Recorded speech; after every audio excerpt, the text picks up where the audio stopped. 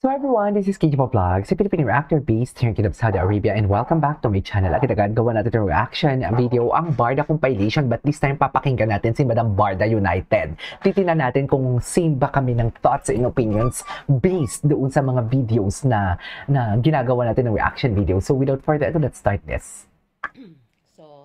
So, take two.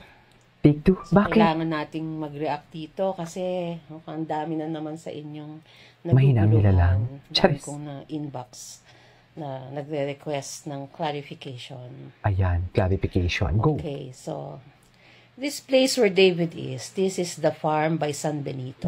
Okay? This is a very private spa resort located in Lipa, Batangas. Very exclusive, high-end, and very private. Sa bahay niyo. Po ito. Hindi ka nag-out of town. Spa resort in Lipa, Batangas. Okay? Pakinggan natin. Kasi, sorry talaga. Medyo natawa kasi ako sa sinabi ni Pinocchio doon sa kanyang YouTube, sa kanyang vlog. Sorry talaga, hindi ko mapigilan. Kasi sabi niya, sa San Benito daw, sa Batangas, nag-swimming si David. Nag-swimming? Mami, tapos daw, alam niya kung saan siya nag-stay. Bakit? Ano ba ibig sabihin nun? Di ba sa loob na mismo dapat? Ibig sabihin nun, akala niya yung San Benito, lugar o baryo sa Batangas. True. Totoo. Gets ko, Mami. Tapos sabi niya pa, alam ko kung saan siya nag-i-stay. Oo. Hindi ko sasabihin. Hindi ko sasabihin. Sinabi mo na nga San Benito. Alam mo talagang wala siyang kredibilidad. Pasensya na. Tatahimik na lang ako, ha? Akala niya, San Benito, parang San Pedro, Laguna, ganon. Wala niya, lugar sa Batangas. Hindi po. Yung San Benito po, yung pangalan ng resort. Yes.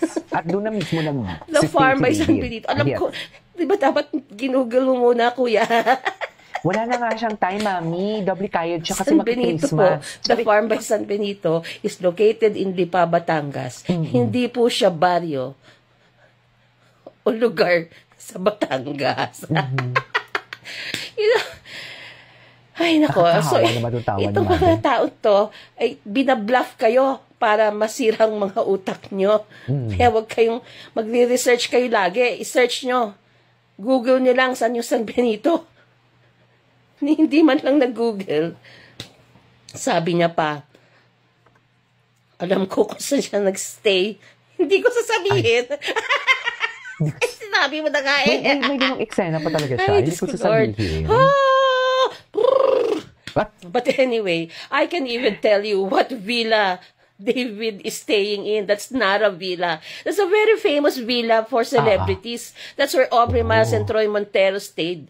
Dito naghubad si Troy and Montero. Others. I mean, this is a high-end. It's Troy one of Montero. the, parang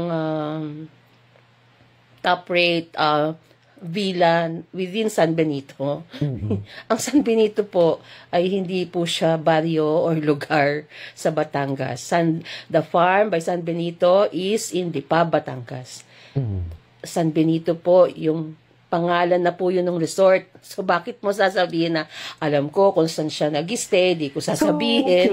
Sinabi mo na nga Debunk na naman siya. Ay, Diyos ko, Lord, ha? Oh! Okay, and then from some sources, of course, I think David is there. Well, of course, I don't wanna delve into sinong kasama niya, but definitely, yung post po nung girl, ng mga friends niya, itong mahirap kay Pinocchio. Kasi nakadepende lang siya sa pinopost ng mga people around them or yung post mismo nung target niya, 'di ba? So doon siya nakadepende, kaya mahirap ang ganyan. Tapos sana man lang nag-research, di ba? Mm-mm. Sana man lang inalam saan yung San Benito, di ba? Pero, I'm just saying. In fact, parang nakita ko na yung photo na yan dati. Parang luma na yung photo niya. Kasi nakapusod pa si, ano dun si girl.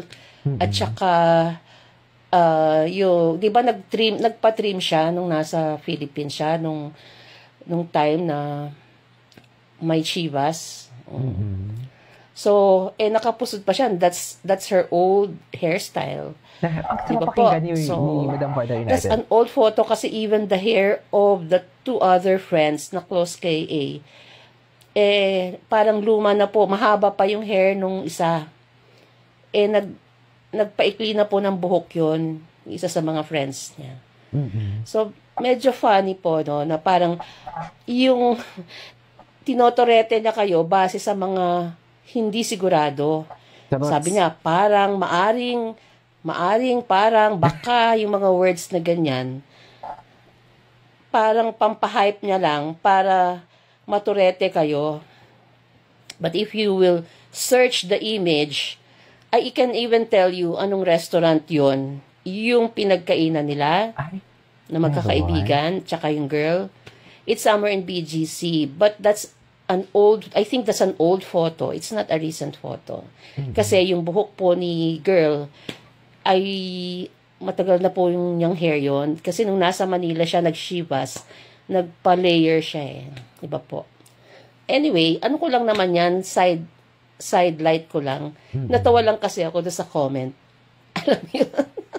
Kasi, this person is trying to pull all our legs up, no? Parang pinupull niya yung legs natin He's pulling our legs, no?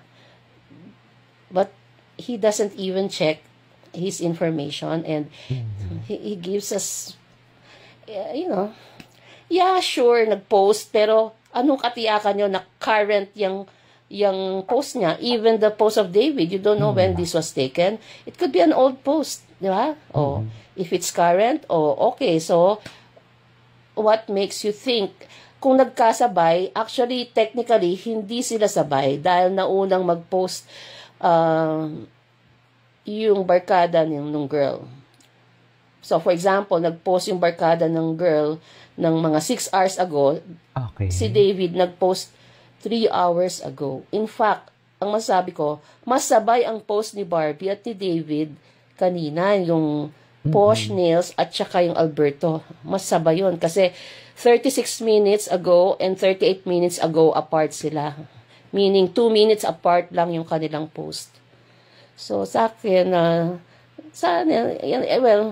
masaling na tayo yung ganyan, yung talagang totoretehin na tayo. O tuwing may bagong palabas. If it happens, from other sources, I found out that it's possible that the girl is still in Australia kasi nandun pa si Jean and Simon and the other cousins, and I believe, and I was told that they're coming home on, I don't know about the girl, but Jean, Simon, and other cousins of the Licaos are coming home on December 20. So, grabe. sa akin lang, yung, huwag tayo masyadong siguro it's better, wag na lang siya panoorin para hindi kayo ma-imbiel na kasi ilang beses na siyang nagsinungaling ilang beses na siyang nag-fake news Tapos maniniwala tayo dito, di ba? Na base lang niya, binase lang na. Sabi niya parang, maaring, o ba tayo maniniwala sa mga parang, baka, maaring, bakit tayo maniniwala doon?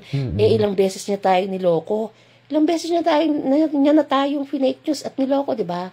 In fact, minessage ko yung auntie ni, sabi niya, no, that's not true. Yun, ako, doon na lang ako kakapit, di ba? Na sinabi nila na, no, that's not true. Hindi daw totoo na kasama ni David yung girls sa San Benito. Dito na tayo kumapit, yung medyo kamag-anak, mga kaibigan, di ba? Kasi even yung mga nag-comment doon wala namang indication na kasama niya si di ba? Ang nag-a-assume lang na kasama niya si girl is only panot. Just because the friends of the girl posted a group photo. But that group photo is parang old nga yun It can be old.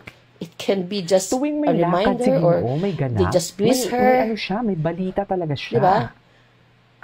And even if she is here, well, what it says is, nandito siya sa Maynila, wala siya sa Batangas. Yun lang. Bye. Di ba? Ay, bye. Yun na yung me. Anyways, that is all for today's video. O, di ba? Ang kwento sa likod ng litrato ay ang kwento sa San Benito. Charis. This is KJ Vlogs. See you in my next vlog.